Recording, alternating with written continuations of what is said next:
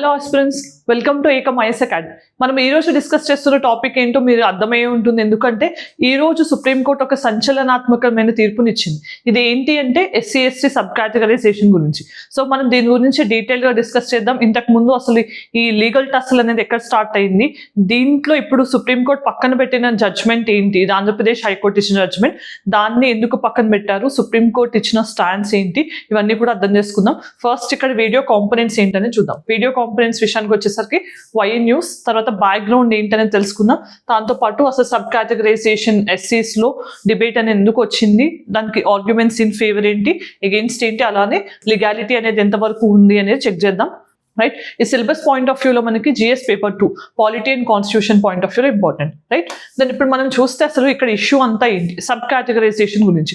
అసలు first sub categorisation ఏంటో అనేది తెలుసుకోవడానికి ట్రై చేద్దాం. సో సబ్ కేటగరైజేషన్ అంటే ఏంటి, ఫర్ ఎగ్జాంపుల్ మొత్తం ఎస్సీస్ ఉన్నారు, ఈ ఎస్సీస్ 100 మెంబర్స్ ఉన్నారు అనుకుందాం. ఎస్సీస్లో కూడా డిఫరెంట్ కాస్ట్ ఉంటాయి కదా. ఫర్ ఎగ్జాంపుల్ ఏబిసి 3 కాస్ట్ ఉన్నాయి అనుకుందాం. ఈ 3 కాస్ట్లో ఫర్ ఎగ్జాంపుల్ వీళ్ళు ఒక 40% ఆఫ్ ద పాపులేషన్ మాత్రమే ఉన్నారు. ఓకే, సో వీళ్ళు ఒక 50% ఆఫ్ ద పాపులేషన్ ఉన్నారు, వీళ్ళు ఒక 10% ఆఫ్ ద పాపులేషన్ ఉన్నారు. Total 100% SC population. మరి దీంట్లో ఈ 40% పాపులేషన్కి జాబ్స్ విషయంలో 100 జాబ్స్లో అట్లీస్ట్ వీళ్ళకి ఒక 40% జాబ్స్ వస్తున్నాయి, వీళ్ళకి 70% జాబ్స్ వస్తున్నాయి, వీళ్ళకి అసలు జాబ్స్ రావట్లేదు అనుకుందాం ఫర్ ఎగ్జాంపుల్. ఆర్ ఇక్కడ 30% అనుకుందాం, వీళ్ళకి రావట్లేదు. అంటే మెజారిటీ వీళ్ళు కూడా ఎస్సీస్ అయినప్పటికీ కూడా వీళ్ళకి ప్రాపర్ రిజర్వేషన్ అనేది వర్తించట్లేదు. రావాల్సిన బెనిఫిట్స్ అన్నీ కూడా ఎక్కువ పాపులేషన్ ఉన్న వాళ్ళకి వెళ్ళిపోతున్నాయి. అంటే ఈ 10% పాపులేషన్కి అన్యాయం జరుగుతుంది కదా. సబ్ కేటగరైజేషన్ చేస్తే ఏమవుతుంది, మీకు ఇంత మీకు ఇంత మీకు ఇంత అని క్లియర్గా, అంటే ఇప్పుడు వీళ్ళకి ఇచ్చే ఫర్ ఎగ్జాంపుల్ ఎస్సీస్కి 20% రిజర్వేషన్ ఇస్తున్నారు అనుకుందాం. అప్పుడు ఏం చేస్తారు, 20%లో వీళ్ళకి 6%, వీళ్ళకి 8%, మళ్ళీ వీళ్ళకి ఒక 6% అనుకుందాం. సో ఇట్లా ఫిక్స్డ్ పర్సంటేజ్ అనేది ఉంటుంది. అంటే వాళ్ళకి ఇచ్చిన పర్సంటేజ్లో ఉన్న వాళ్ళు మాత్రమే దానికి కాంపిటీషన్ ఉంటారు. సో ఇలా మనకి సబ్ కేటగరైజేషన్ అనేది ఉంటుంది. మరి సబ్ కేటగరైజేషన్ విషయంలో ఈరోజు సుప్రీంకోర్టు ఇచ్చిన జడ్జ్మెంట్ ఏంటి అంటే, మనకి ఇక్కడ 7 జడ్జ్ బెంచ్, ఎవరి నేతృత్వంలో ఇది 7 judge bench, chief justice of India DY Chandrachud గారి ఆధ్వర్యంలో 7 జడ్జ్ బెంచ్లో 6:1 వర్డిక్ట్ ఇచ్చారనమాట. సో అంటే 6 మెంబర్స్ ఏమో ఎస్సీ వర్గీకరణ కానీ సబ్ కేటగరైజేషన్కి ఫేవర్గా, 1% డిసెంటింగ్ ఒపీనియన్ ఇచ్చారు. మరి ఈ 1% ఎవరు అని అంటే కనుక జస్టిస్ బేలా త్రివేది. సో ఈయన డిఫరెంట్ జడ్జ్మెంట్ ఇవ్వడం జరిగింది, అంటే ఎస్సీ వర్గీకరణకి ఆయన ఒప్పుకోలేదు. సో ఫస్ట్ ఇది అర్థం చేసుకున్నాం కదా. ఈ విషయంలో సుప్రీంకోర్టు యొక్క స్టాండ్ ఏంటి అని తెలుసుకునే ముందు, ఇంతకు ముందు మనకు తెలియాలి, మనకు 2024 ఎలక్షన్స్ టైంలో మీకు గుర్తుంటే కనుక హైదరాబాద్ వచ్చిన సందర్భంగానే మన ప్రధానమంత్రి గారు ఆయన పొలిటికల్ మీటింగ్లో సందర్భంగా ఏం చెప్పారు, ఎస్సీ వర్గీకరణకు మేము కట్టుబడి ఉన్నామని చెప్పారు. సో అప్పుడు ఏం చేశారు, యూనియన్ క్యాబినెట్ ఒక పర్టికులర్ కమిటీని కూడా ఏర్పాటు చేసింది. మరి ఆ కమిటీ యొక్క మెంబర్స్ ఎవరు అని అంటే కనుక అప్పుడు home ministry, law ministry, tribal affairs ministry and social justice మినిస్ట్రీస్కి యొక్క సెక్రటరీస్ అందరినీ కలిపి ఒక కమిటీని ఏర్పాటు చేసి ఈ విషయంలో అసలు ఎలా చేయొచ్చు అనేది ఒకసారి చూడండి అని చెప్పి ఒక కమిటీ వేయడం జరిగింది. ఇది రీసెంట్ అప్డేట్ అన్నమాట. మరి మనం ఫస్ట్ అసలు లీగాలిటీ విషయం అర్థం చేసుకునే ముందు ఇక్కడ అసలు ఏంటి అనేది తెలుసుకుందాం. ఈరోజు సుప్రీంకోర్టు ఏం చెప్పింది, సబ్ కేటగరైజేషన్ కానీ సబ్ క్లాసిఫికేషన్ అనేది కానీ చేయొచ్చు ఎస్సీస్ విషయంలో అని చెప్పింది. ఓకే, సో చేయొచ్చు అని అంటే ఇది ఏం జడ్జ్మెంట్కి against, E V Chinnaiah versus state of Andhra Pradesh. ఈ జడ్జ్మెంట్ని ఇప్పుడు పక్కన పెట్టారు. అంటే కంప్లీట్గా ఈ జడ్జ్మెంట్లో ఇచ్చిన వర్డిక్ట్కి ఆపోజిట్ జడ్జ్మెంట్ ఈరోజు ఇవ్వడం జరిగింది. ఇది 2004 కేసు అనమాట. మరి ఇప్పుడు సుప్రీంకోర్టు దీన్ని అసలు ఏ క్వశ్చన్ని చెక్ చేశారు, అసలు రిజర్వేషన్స్ అనే కాన్సెప్ట్లో ఎవరికి రిజర్వేషన్స్ ఉన్నాయి మనకు ప్రస్తుతం, ఎస్సీ ఎస్టీ ఓబీసీస్కి, తర్వాత ఈడబ్ల్యూఎస్కి. సో ఇవి ఉన్నాయి మెయిన్గా కాస్ట్ వైజ్ రిజర్వేషన్స్ అనుకుంటే. మరి వీళ్ళకి ఈ ఎస్సీ ఎస్టీస్కి ఇచ్చే రిజర్వేషన్స్లో మళ్ళీ సబ్ క్లాసిఫికేషన్, అంటే వాళ్ళలోనే వాళ్ళని డివైడ్ చేసి రిజర్వేషన్స్ కల్పించడం అనేది లీగల్లీ కరెక్టా కాదా అనే క్వశ్చన్ మీద ఈరోజు సుప్రీంకోర్టు జడ్జ్మెంట్ ఇచ్చింది. రైట్, ఇది బీఫ్ బ్యాక్గ్రౌండ్. మరి అసలు ఇక్కడ సుప్రీంకోర్టు ఎగ్జామిన్ చేసిన విషయాన్ని మనం అర్థం చేసుకున్నాం కదా. ఈ సందర్భంగా సుప్రీంకోర్టు ఒక స్టేట్మెంట్ చేసింది, అందరూ ఎస్సీస్ అందరూ కూడా హోమోజినస్ కాదు, ఎందుకంటే మనకి హిస్టారికల్ డేటా కానీ ఎంపరికల్ డేటా కానీ చూస్తే అందరూ సమానత్వాన్ని కలిగి లేరు, ఎస్సీస్లో కూడా అందరూ సమానంగా లేరు అనే జడ్జ్మెంట్ ఈరోజు సుప్రీంకోర్టు చెప్పడం జరిగింది. మరి ఈ కాంటెక్స్లో మనం ఫస్ట్ ఇప్పుడు ఏం అర్థం చేసుకోవాలి, ఈ EV Chinnaiah versus state of Andhra Pradesh case ఏంటి, ఆ జడ్జ్మెంట్ ఎందుకు అలా ఇచ్చారు, ఇప్పుడు ఇది ఎందుకు ఆపోజిట్ జడ్జ్మెంట్ ఇచ్చారు, ఇవన్నీ తెలుసుకునే ముందు మనం ఒక బ్రీఫ్ బ్యాక్గ్రౌండ్ తెలుసుకోవాలి. ఫస్ట్ అక్కడ ఏంటి అంటే ఇదంతా కూడా 1975లో స్టార్ట్ అయింది. 1975లో పంజాబ్ గవర్నమెంట్ ఏం చేసింది, వాళ్ళ స్టేట్లో ఎస్సీ రిజర్వేషన్స్ ఇవ్వడానికి ఒక నోటిఫికేషన్ ఇచ్చారనమాట. సో ఇది ఎంత 25% అనేది ఎస్సీ రిజర్వేషన్స్ అన్నారు. ఈ 25%లో కూడా మొత్తం హాఫ్ ఆఫ్ రిజర్వేషన్ 25లో హాఫ్ అనేది ఎవరికైనా ఇచ్చారు, 2 కమ్యూనిటీస్కి. ఇక్కడేమో ఒకళ్ళు వాల్మీకి కమ్యూనిటీ అనే వాళ్ళు ఉన్నారు, వాల్మీకి కమ్యూనిటీ, ఇంకొకళ్ళు ఒక టైప్ ఆఫ్ సిక్ కమ్యూనిటీ అనమాట, మిజాబ్ సిక్ కమ్యూనిటీ అనేవాళ్ళు. వీళ్ళకి హాఫ్ వస్తుంది రిజర్వేషన్, మిగతా హాఫ్ అంతా రెస్ట్ ఆఫ్ ద పర్సన్స్కి వస్తుంది అని చెప్పి, రెస్ట్ పర్సన్స్కి హాఫ్ వస్తుందని చెప్పి ఒక నోటిఫికేషన్ ఇచ్చారు. అంటే ఇక్కడ వర్గీకరిస్తున్నారు. ఓకే, రిజర్వేషన్లో కూడా ఎవరికి ఎంత చేరాలి అనేది వర్గీకరణ. సో ఇది చేశారు. సో ఇప్పుడు ఏమైంది, ఇది ఆల్మోస్ట్గా 30 years వరకు బాగానే వెళ్ళింది. 30 years వరకు దీనికి ఎటువంటి అడ్డంకులు రాలేదు. 30 yearsకి ఏమైంది, ఈ 2004లో ఈవి చిన్నయ్య కేసు ఉంది కదా, ఆ అవుట్కమ్ అనేది వచ్చింది, ఆ వర్డిక్ట్ వచ్చింది, E V Chinnaiah versus state of Andhra Pradesh case. మరి ఈ కేసు దేనికి సంబంధించి అంటే ఇక్కడ పంజాబ్ లాగానే సేమ్ టైప్ ఆఫ్ లా వచ్చింది మనకి. ఏంటి అంటే AP scheduled caste rationalisation of reservations అనే ఆర్డర్ ఒకటి, రేషనలైజేషన్ ఆఫ్ రిజర్వేషన్స్ అనేది 2000 yearలో ఒక యాక్ట్ పాస్ చేశారనమాట. ఈ యాక్ట్ని ఛాలెంజ్ చేస్తూ ఈ కేసు ఫైల్ చేయడం జరిగింది. ఆ కేసులో 2004లో వర్డిక్ట్ ఏమి ఇచ్చారు, ఎస్సీస్ అందరూ కూడా సమానమే, అంటే హోమోజినస్. ఎందుకు అంటే వాళ్ళందరూ కూడా హిస్టారికల్గా సేమ్ డిస్క్రిమినేషన్, సేమ్ అన్టచబిలిటీని ఫేస్ చేసి వచ్చిన వాళ్ళే కాబట్టి వీళ్ళందరూ హోమోజినస్. కాబట్టి మీరు వాళ్ళలో సబ్ క్లాసిఫికేషన్ చేస్తే that is a violation of article 14 right to equality. ఈక్వాలిటీని వైలేట్ చేస్తున్నట్టు అవుతుంది. వీళ్ళందరూ హోమోజినస్ గ్రూప్ కాబట్టి. దాంతోపాటు ఇంకొక ముఖ్యమైన అంశం కూడా చెప్పారు. ఏంటి అంటే ఆర్టికల్ 341 కింద జనరల్గా ఎస్సీస్ని నోటిఫై చేయాలన్నా, ఆ లిస్ట్లోకి ఇంక్లూడ్ చేయాలన్నా ఎవరికి అధికారం ఉంటుంది, ప్రెసిడెంట్ ఆఫ్ ఇండియాకు ఉంటుంది. అంటే ప్రెసిడెంట్కి మాత్రమే ఆ పవర్ ఉంటుంది. కాబట్టి స్టేట్స్ ఇలాంటి లాస్ని తీసుకొచ్చి వాటిని ట్యాంపర్ చేయలేవు అని చెప్పి ఈ E V Chinnaiah versus state of Andhra Pradesh verdict ఇవ్వడం జరిగింది. మరి ఈ వర్డిక్ట్ ఇస్తే మీరు దీన్ని బట్టి ఇది చూస్తే ఇది వ్యాలిడ్ అవుతుందా కాదా, కాదు కదా.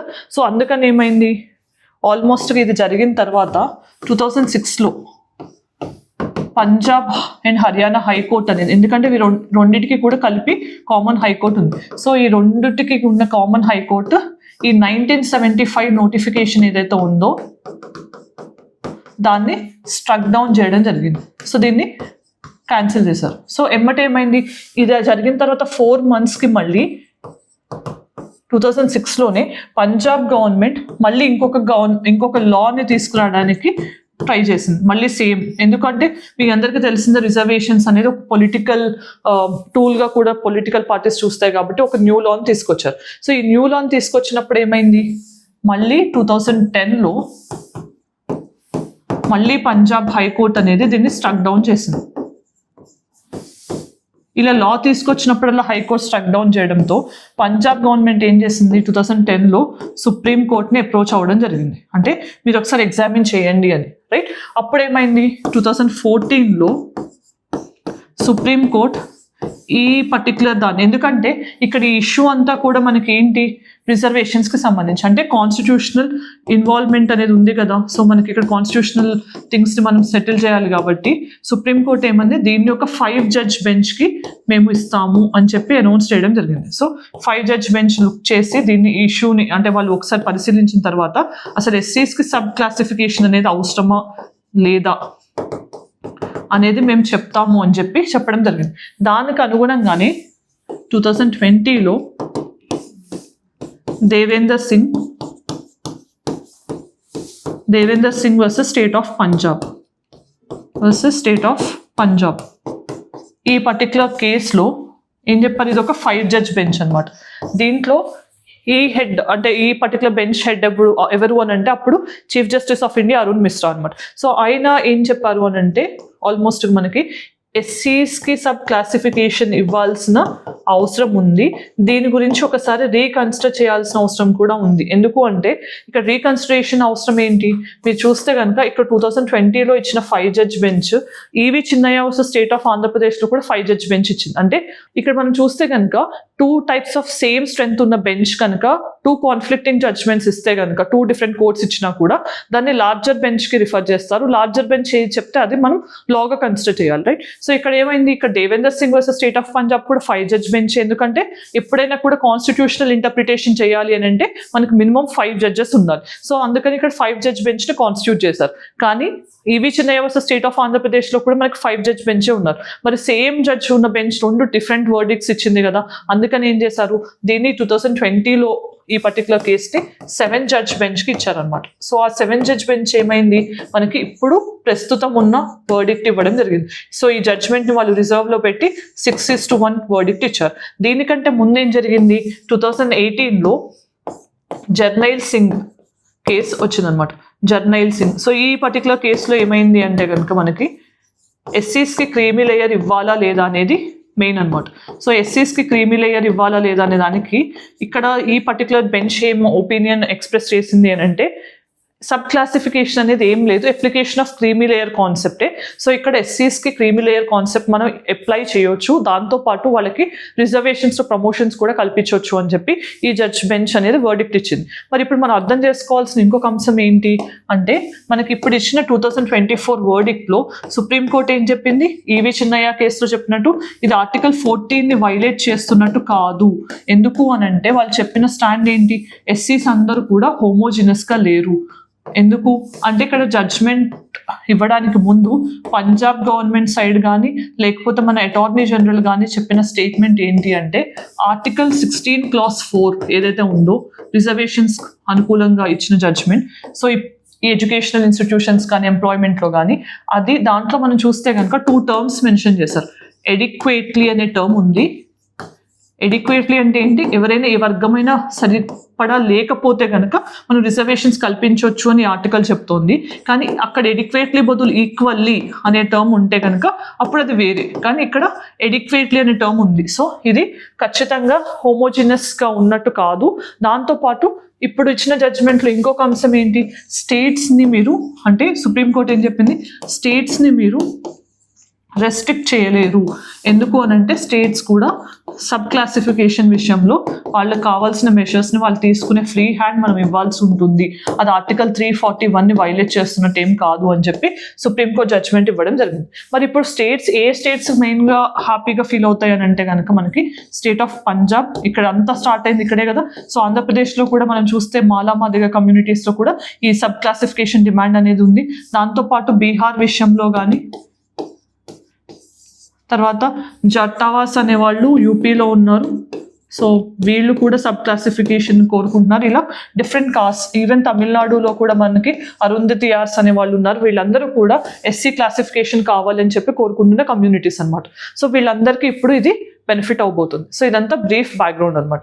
దెన్ మనం అర్థం చేసుకోవాల్సిన ఇంకొక అంశం ఏంటి, అసలు ఆర్గ్యుమెంట్స్ ఇన్ ఫేవర్ ఏంటి, అసలు దీనికి కావాలనుకునే వాళ్ళ స్టాండ్ ఏంటి అంటే ఎందుకు అంటే అందరూ కూడా ఈక్వల్గా లేరు. సో ఎస్సీస్లో కూడా చాలా మంది వెనక పడిపోయిన వాళ్ళకి మనం బెనిఫిట్ ఇవ్వకపోతే అసలు కాన్సెప్ట్ ఆఫ్ రిజర్వేషన్కి అగెయిన్స్ట్గా మనం ఉంటున్నట్టు అని చెప్పి ఆర్గ్యుమెంట్స్ ఇన్ ఫేవర్ అనమాట. సో ఎందుకంటే ఎస్సీస్లో కూడా ఇలా ఏబిసిడి అని చెప్పి వాళ్ళకి ఓన్ మీకు ఇంత పర్సంటేజ్ అని చెప్పి డిటర్మైన్ చేస్తే వాళ్ళ ఓన్ పర్సంటేజ్ ఆఫ్ రిజర్వేషన్స్ పాపులేషన్కి అనుగుణంగా వస్తాయి. ఇలా ఒక వర్గం మాత్రమే బెనిఫిట్ అవ్వదు. ఎందుకంటే ఎవరైతే అప్పర్ కాస్ట్ ఉన్నారో ఎస్సీస్లో కూడా వాళ్ళకే ఎక్కువ బెనిఫిట్స్ వస్తున్నాయి అనేది వీళ్ళ వాదన అనమాట. దెన్ సమ్ కమ్యూనిటీస్కి ఏంటి, అసలు యాక్సెస్ అనేది ఉండట్లేదు. కొంతమంది ఎక్కువ మంది బెనిఫిట్ అవుతున్నారు, అప్పర్ కాస్ట్ ఎవరైతే ఉన్నారో ఎస్సీస్లో వాళ్ళే బెనిఫిట్ పొందుతున్నారు అనేది వాదన. ఇంకొకటి crowding the more backward once out, అంటే వాళ్ళని ఇంకా వెనక పడిపోయేలా చేస్తున్నారు ఇలా క్లాసిఫికేషన్ లేకపోతే అనేది ఆర్గ్యుమెంట్స్ ఇన్ ఫేవర్. మరి ఆర్గ్యుమెంట్స్ అగెయిన్స్ట్ ఏంటి, it would not really address the root cause. ఇలా మనం సబ్ క్లాసిఫికేషన్ చేయటం వల్ల యాక్చువల్ ప్రాబ్లం తగ్గుతుందా, ఇన్ఈక్వాలిటీస్ తగ్గుతాయా అంటే చెప్పలేము దీనివల్లనే. దెన్ మోస్ట్ బ్యాక్వర్డ్ ఎస్సీస్ అనే వాళ్ళకి ఎనఫ్ క్యాండిడేట్స్ కూడా లేకపోవచ్చు ఒక్కొక్కసారి, ఎందుకంటే ఆల్రెడీ హిస్టారికల్గా వాళ్ళు బ్యాక్వర్డ్ ఉన్నారు. రేపు ఏదైనా మనం వేకెన్సీస్ వాళ్ళకి క్లాసిఫికేషన్ ద్వారా ఇచ్చినా కూడా అవి క్యారీ ఫార్వర్డ్ అవుతూ ఉంటాయేమో కానీ ఫిల్ అయ్యే ఛాన్స్ తక్కువ ఉంది అనేది వాళ్ళ వాదన. దాంతోపాటు ఎగ్జిస్టింగ్ గవర్నమెంట్ స్కీమ్స్ అనేవన్నీ కూడా ఫస్ట్ అసలు వీళ్ళకి రీచ్ అయితే ఆ తర్వాత రిజర్వేషన్స్ అనేవి ఆటోమేటిక్గా వాళ్ళని ఎంపవర్ చేయడానికి వాడొచ్చు అనేది మెయిన్ ఒపీనియన్. సో అసలు మనం ఇప్పుడు ఇచ్చిన సుప్రీంకోర్టు జడ్జ్మెంట్ అనేది మనకి దేన్ని బూస్ట్ చేస్తుంది? ఇది ఒక సోషల్ ఈక్వాలిటీ మెషర్గా మనం చెప్పొచ్చు. సో సోషల్ ఈక్వాలిటీని తీసుకొచ్చే విధంగా సుప్రీంకోర్టు జడ్జ్మెంట్ అనేది ఉంది. దెన్ ఇప్పుడు చూస్తే యూనియన్ గవర్నమెంట్ స్టాండ్. ఆల్రెడీ నేను చెప్పాను కదా, సో ఈ 2005లో లీగల్ ఆప్షన్స్ని చూస్తామని, ఎందుకంటే సబ్ కేటగరైజేషన్ చేయలేరు స్టేట్స్, ఓన్లీ అది అంటే ప్రెసిడెన్షియల్ లిస్ట్లో ఉన్న వాళ్ళకి అది మాత్రమే. అండ్ సబ్ కేటగరైజేషన్ చేస్తే ఆర్టికల్ 14 వైలేట్ అవుతున్నట్టు ఈవి చిన్నయ్య కేసులో చెప్పారు కదా, అందుకని వీళ్ళు ఏం చెప్పారు, మేము మళ్ళీ ఒకసారి లీగల్ కన్సిడరేషన్కి వెళ్తాము అని అప్పటి నుంచి యూనియన్ గవర్నమెంట్ చెప్పడం జరిగింది. మరి దాంతోపాటు అటార్నీ జనరల్ కూడా ఏమన్నారు, మనం ఒకవేళ అంటే మనం ఎవిడెన్స్ అనేది చూపించగలిగితే, అంటే ప్రాపర్గా వీళ్ళకి అడిక్వేట్ రిప్రజెంటేషన్ లేదు అని చూపించగలిగితే కనుక మనకి ఇది ఈజీ అవుతుంది. దాంతోపాటు నేషనల్ కమిషన్ ఫర్ ఎస్సీ కానీ ఎస్టీ కానీ ఏం చెప్పారు, అసలు మనం ఈ కేటగరైజేషన్ చేయాలి అని అంటే కనుక కాన్స్టిట్యూషనల్ అమెండ్మెంట్ అవసరం లేదు, ఎందుకంటే ఆల్రెడీ ఇప్పుడు మనం 15% అరౌండ్గా ఎస్సీస్కి రిజర్వేషన్ ఇస్తున్నాం. సో దీన్ని పెంచకుండానే దీన్నే డివైడ్ చేస్తున్నాం, కానీ కాన్స్టిట్యూషనల్ అమెండ్మెంట్ అవసరం లేదు అనేది కూడా రీసెంట్గా ఎన్సీఎస్సీ ఎన్సీఎస్టీ చెప్పిన ఒక సందర్భం. దెన్ మన ప్రాక్టీస్ క్వశ్చన్ ఏంటనే చూద్దాం. సో ఇక్కడ క్వశ్చన్ చూస్తే కనుక which of the following is created under the provisions of constitution of India. వీటిల్లో కాన్స్టిట్యూషనల్ బాడీస్గా క్రియేట్ అయినవి ఏంటి అనేది ఆన్సర్ కామెంట్ సెక్షన్లో చెప్పండి. దెన్ మెయిన్స్ క్వశ్చన్ ఏంటో చూద్దాం. So explain the concept of cost system in India and discuss the impact of social economic status on the various groups with in the cost. So socio economic status వల్ల మనకి కలిగే variations ఏంటి సొసైటీలో అనేది ఇక్కడ second పార్ట్లో రాయాలి. అసలు ఫస్ట్ కాస్ట్ సిస్టమ్ అనేది ఎలా వచ్చింది ఏంటనేది ఫస్ట్ పార్ట్లో రాయాలి. దెన్ మనం ఇప్పుడు వీడియో ఎండింగ్కి వచ్చేసాం కదా, ఈ వీడియోలో ఏం డిస్కస్ చేసాము అని అంటే అసలు ఎస్సీ సబ్ కేటగరైజేషన్ అనేది ఇప్పుడు ప్రస్తుతం వార్తల్లో ఎందుకు ఉందని చూసాం. రీసెంట్గా సుప్రీంకోర్టు ఇచ్చిన జడ్జ్మెంట్ అనేది ఈవి చిన్నయ్య వర్సెస్ స్టేట్ ఆఫ్ ఆంధ్రప్రదేశ్కి ఎట్లా వ్యతిరేకంగా ఉంది, సబ్ కేటగరైజేషన్ని సమర్థించడానికి సుప్రీంకోర్టు చెప్పినది ఏంటి, అలానే ఈ లీగల్ బ్యాక్డ్రాప్ అనేది అసంతా ఎక్కడ స్టార్ట్ అయింది అనేది చూసాం 1975 నుంచి. దాంతోపాటు ఆర్గ్యుమెంట్స్ ఇన్ ఫేవర్ అగెయిన్స్ట్ చూసాం, యూనియన్ గవర్నమెంట్ స్టాండ్ ఏంటి అనేది చూసాం, along with practice question for prelims and mains. So this is all ఈ రోజుకి సంబంధించిన వీడియో. మీకు ఈ వీడియో నచ్చితే కనుక ఆన్సర్ కామెంట్ సెక్షన్లో చెప్పండి. Thanks for joining us. All the very best.